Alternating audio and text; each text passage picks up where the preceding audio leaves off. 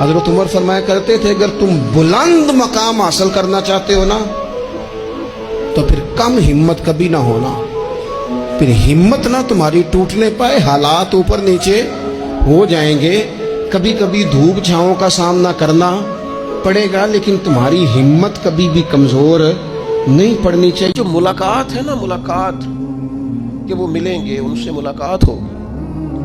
عمر بیت گئی نا نام جپتے، عمر بیت گئی نا تذکرہ کرتے۔ ہم سے بھی لوگ پوچھتے ہیں کیا کمائی کی، کیا زندگی میں حاصل کیا، تو ہم کہتے ہیں شرق سے غرب تک، ملک کے کونے سے لے کر دوسرے کونے تک مدینے والے کی بات کی، حضور کا ذکر کیا، نبی پاک کے میں اپنی حیاتی تو قربان تھی، وہاں ساری محمد محمد پکیندے گزر گئی ساری۔ یہ اعزاز ہے، یہ کرم ہے۔ اب کیا ہوتا ہے، گنہگار لوگ ہیں، اتنا بڑا دعویٰ تو نہیں کر سکتے، لیکن دل تو چاہتا ہے نا کہ چلو جس کا نام لیا ہے اس کی کبھی زیارت بھی ہو، کبھی ملاقات بھی ہو، کبھی نظر کرم بھی ہو۔ کسی نے اپنے محبوب سے کہا تھا کہ ذرا ایک نظر مجھ پہ بھی کیجئے، تو قریب بیٹھے ایک شخص نے کہا یار تو نے بڑا دعویٰ کیا ہے، جو محبوب ہوتے ہیں ان کو تکلیف نہیں دی جاتی، تو کہتا ہے پورا چہرہ ہی تیری طرف پھیرے۔ تو پھر اس نے اس درویش سے پوچھا کہ میں بھلا پھر کیا کروں، میرا دل تو میرا بھی کرتا ہے نا، چلو یہ تو آپ کی بات ٹھیک ہے کہ اب میں محبوب سے کہوں کہ اتنی تکلیف کرے کہ میری طرف پورا رخ پھیرے تو ٹھیک نہیں، تو پھر بتائیں میں کیا کروں؟ تو اس نے کہا ان راہوں میں کھڑا ہو جا جن راہوں کی طرف وہ کریم دیکھتا ہے۔ چلو اسی با کردار کو دیکھتے دیکھتے بیچ میں تیرے اوپر بھی نظر، مجھ پہ محشر میں نصیر ان کی نظر پڑ ہی گئی، مجھ پہ محشر میں نصیر ان کی نظر، اوئے ہوئے اللہ کرے آپ کو بھی وہ لطف آئے جو مجھے آ رہا۔ کہتے مجھ پہ محشر میں نصیر ان کی نظر، یہ انتہائی عاجزی ہے کہنے والے کی۔ اس نے بالکل اپنے آپ کو ختم کر کے کہا کہ میں قابل تو نہیں تھا، اور میں پھر تکلیف دیتا کہ میری طرف دیکھیں، اسپیشل میرے لیے وقت نکالے، پر کرم یہ ہوا کہ مجھ پہ محشر میں نصیر ان کی نظر پڑ ہی گئی۔ کہنے والے اسے کہتے ہیں خدا کا کرنا، کہنے والے اسے کہتے ہیں خدا کا کرنا۔ اللہ نے کیا کہ نظر مجھ پر پڑ ہی گئی، اور جب پھر پڑ گئی تو تیری ایک نظر کا کمال ہے اور میری زندگی کا سوال ہے، بس جب پڑ گئی تو سو پھر پڑ گئی۔ موت سے وہ بندہ کبھی نہیں ڈرتا جسے ملاقات کا شوق ہو، ملنا چاہے داتا علی اجمیری سے اور موت سے ڈرے، ملنا چاہے حضرت غوث پاک جیلانی سے اور پھر موت سے ڈرے، زندگی گزری ہو علی علی کرتے پھر موت سے ڈرے، عمر بھر سیدنا عثمان غنی کی سخاوت کی بات کی ہو اور پھر جنت میں جا کے ان سے ملنے کا شوق پیدا نہ کرے، ساری زندگی سیدنا فاروق کا عدل بیان کیا ہو، ساری زندگی ان کے انصاف کا تذکرہ کیا ہو، پوری امت کو بتایا ہو کہ اگر جینا چاہتے ہو تو عمر کے رستوں پر چلو، اور پھر یہ موت سے ڈرے اور مر کے جناب فاروق اعظم کی زیارت کو پسند نہ کرے۔ جسے صدیق کی وفائیں یاد ہو، جنہیں جناب ابو بکر صدیق کا عشق یاد ہو، وہ پھر ان کی زیارت نہ کرنا چاہے اور ساری عمر حضور کی نعت پڑھی ہو۔ مانا نہیں آتا تھا پھر بھی کہا بلغ العلا بکمالہ کشف الدجی بجمالہ حسنت جمیع خصالہ صلو علیہ والہ سے نہیں ترجمہ آتا تھا، پر جب بھی کو پڑھتا تھا یہ بھی جھومتا تھا، مولا یا صلی وسلم دائما۔ میں آپ کو بتاتا ہوں، توتلا آدمی، توتلا اور دیوانہ مجذوب بیچارہ، سمجھ نہیں، توتلا بولنا بھی ٹھیک نہیں آتا۔ مجھے نماز کا سلام پھرا تو وہ جلدی آ گئے، وہ ایک مجذوب آدمی تھے، سادے تھے، تو سلام لی تو کہنے لگے میں گل کرنی سی۔ میں نے ان سے کہا کہ تھوڑی دیر کے بعد ملتے ہیں، 7 آدمی ہیں، اللہ مجھے معاف کرے، میں کوئی نقل تو نہیں ان کی اتار سکتا، اس زبان کو ہم توتلی نہیں کہتے، ہم اس زبان کو بلالی زبان کہتے ہیں۔ یہ بڑی خوبصورت زبان ہوتی ہے، یہ جو توتلے لب و لہجے ہوتے ہیں نا، وہ جب بچہ پوری طور پہ اماں نہیں کہہ سکتا، توتلا ہوتا ہے تو کوئی مزہ آتا ہے اماں کو اماں کہلوانے میں، جب وہ پوری طور پر باپ کو بابا نہیں کہہ سکتا اور توتلا ہوتا ہے تو کوئی مزہ آتا ہے کہنے میں۔ وہ جب دادی نانی دادا کہتا ہے تو دادے کا دل کرتا ہے یہ 100 بار کہے، کیونکہ اسے کہنا نہیں نہ آتا، لیکن اس توتلاہٹ میں جو اس کو لطف آتا ہے۔ مجھے بڑے لوگ آ کے شعر سناتے ہیں، میں نے بڑے خوشگلو نعت خوانوں سے زندگی میں سنا ہے، وہ صاحب میرے پاس آئے اور میں نے کہا بعد میں ملیں گے. تو سادہ آدمی ہے, مجذوب ہے, پورا شعور نہیں رکھتا. مجھے کہنے لگا مصطفیٰ جان رحمت کے بعد, مصطفیٰ جان رحمت پہ لاکھوں سلام کے بعد, یعنی مانا یہ تھا کہ سلام کے بعد. تو اب بڑے بڑے سریلے بندوں سے بھی بندہ سنتا ہے, میرا دل کرے. اور میں نے جان بوجھ کے ان سے کہا دوبارہ کیا جائے ذرا, کیونکہ توتلے تھے نا. میں نے کہا تو کہنے لگے مصطفیٰ جان رحمت پہ لاکھوں سلام کے بعد. او میرے عزیز یاد رکھو, ساری زندگی حضور کی نعتیں پڑھی, نبی پاک کے تذکرے سنے, اب موت سے ڈر جائیں؟ حالانکہ موت تو ایک پل ہے, پل سے گزریں گے تو سامنے اللہ کا دیدار بھی ہوگا, مدینے والے کی زیارت بھی نصیب ہوگی. تو زیارت ہوگی.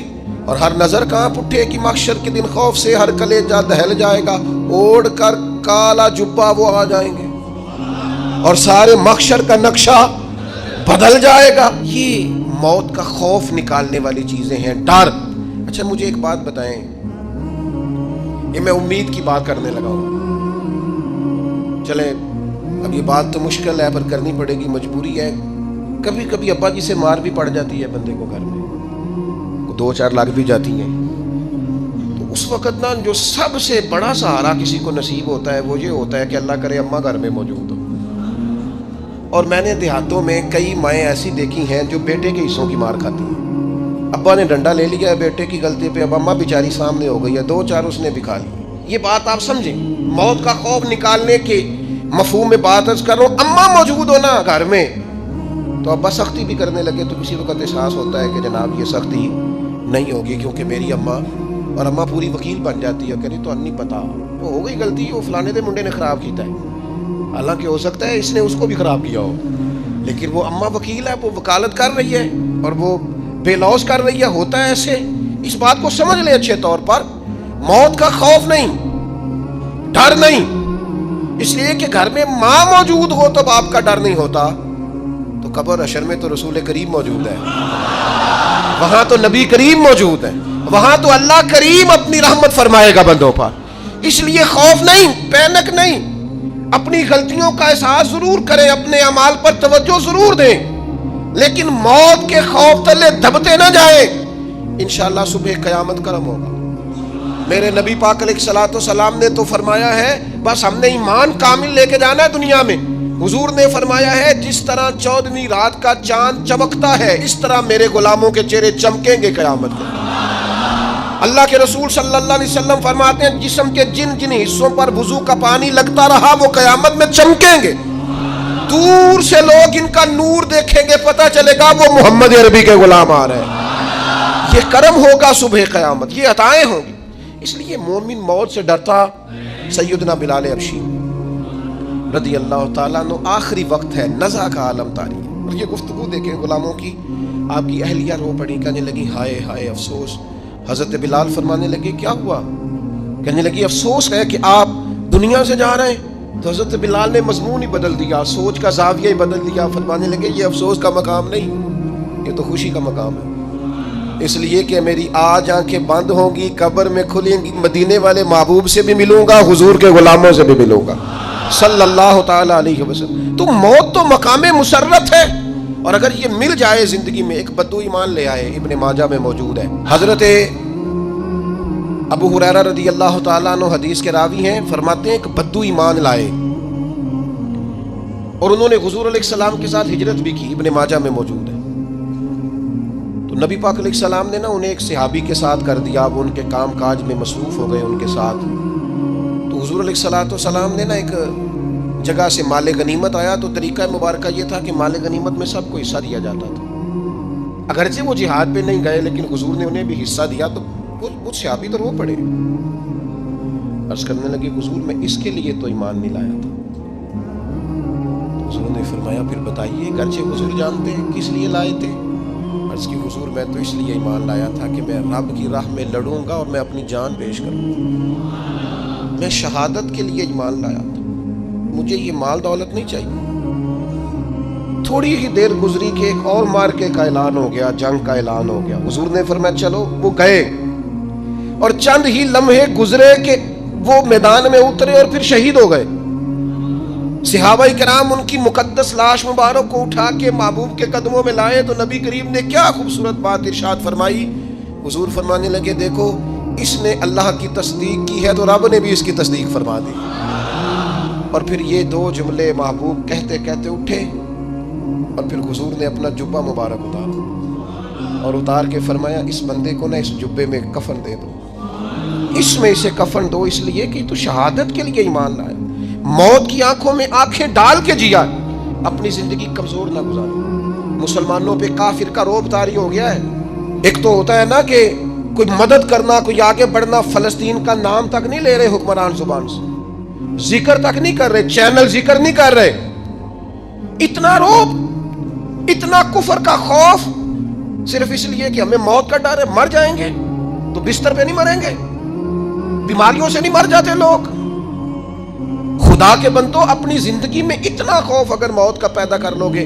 حضرت سعید ابن جبیر رضی اللہ تعالیٰ عنہ بہت بڑے فقیہ تھے. حجاج بن یوسف نے بلایا اور کہنے لگا میں تمہیں موت دینے لگا ہوں, مار دوں گا تمہیں. بڑا ظالم آدمی تھا, بڑے لوگ اس نے قتل کیے تھے. حضرت سعید رضی اللہ تعالیٰ عنہ مسکرا پڑے اور غصے میں آیا, کہنے لگا کیوں ہنستے ہو؟ فرمانے لگے تو بڑا بیوقوف ہے, تجھے کس نے کہا زندگی اور موت تیرے ہاتھ میں, یہ تو تب آئے گی جب میرا رب چاہے. کہنے لگا لے جاؤ ان کو اور جا کے قتل کر دو. تو وہ جب جلاد لے جا رہے تھے تو آپ اور کھل کے مسکرائے, ہنسے. یہ آپ کی طاقت ہے کہ موت کو دیکھ کے مسکراہٹ ہو, لبوں پہ تبسم, رقصہ ہو, مسکرائے. جب آپ مسکرا رہے تھے تو اس کو اور غصہ آیا, واپس بلایا. کہنے لگا مسکراتے کیوں ہو؟ فرمانے لگے تیری جرت پہ مسکرا رہا ہوں, اور اس بات پہ مسکرا رہا ہوں کہ رب کتنا بے نیاز ہے, تیرے جیسے لوگوں کو بھی مہلت دے رکھی ہے. کتنا بے نیاز ہے, تیرے جیسے لوگوں کو مہلت. اور غصے, کہنے لگا میرے سامنے قتل کرو. حضرت سعید ابن جبیر رضی اللہ تعالیٰ عنہ نے منہ کعبے کی طرف کر کے پڑھنا شروع کیا, انی وجہت وجہی للذی فطر السماوات والارض حنیفا وما انا من المشرکین.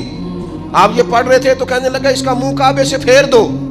کعبے سے منہ پھیرا تو آپ فرمانے لگے تو بڑا ہی بیوقوف ہے, میرا رب کوئی صرف کعبے کی طرف مقید ہے, وللہ المشرق والمغرب فَإِنَّمَا تُوَلُّوا فَثَمَّ وَجْهُ اللَّهِ. چہرہ پھیر دیا جب اس نے تو آپ فرمانے لگے مشرق بھی اللہ کا, مغرب بھی اللہ کا, اور اللہ فرماتا ہے تم جدھر بھی منہ کرو ادھر ہی اللہ کی رحمت ہے. یہ پڑھا تو اب اس نے لٹایا, اور جب وہ آپ کو قتل کر رہا تھا تو حضرت سعید ابن جبیر کی ایک زوردار آواز گونجی. فرمایا یاد رکھنا مجھے اسی طرح قتل کرنا جس طرح تم خود قیامت میں قتل ہونا پسند کرتے ہو. میرا آخرت پر یقین کامل ہے, محشر میں عدالت لگے گی, میں تمہیں قتل کروں گا میں. حضرت سعید ابن جبیر کی وہ جرت تھی کہ دربار سارا لرز گیا حجاج کا.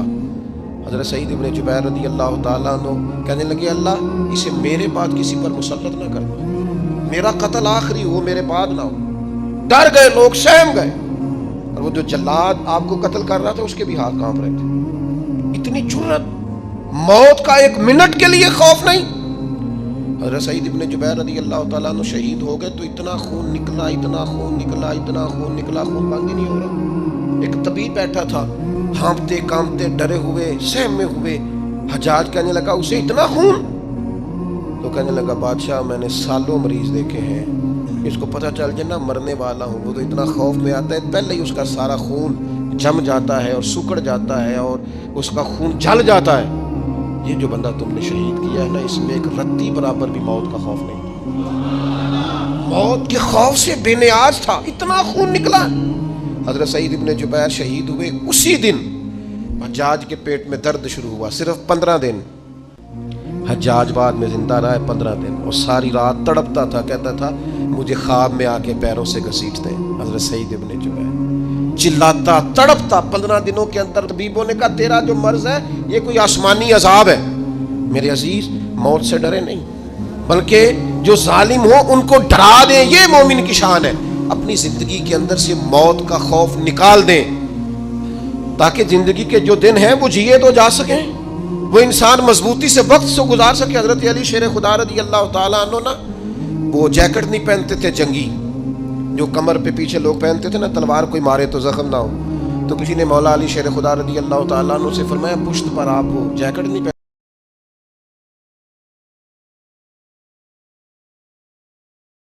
پہنتے لوہے کی. آپ فرمانے لگے پشت تو دکھانی نہیں. تو سب سے زیادہ جو چاہتا ہے نا دل ٹھنڈا رہے, زبان میٹھی رہے, وہ مدینے والے محبوب پہ درود و سلام پڑھا کرے.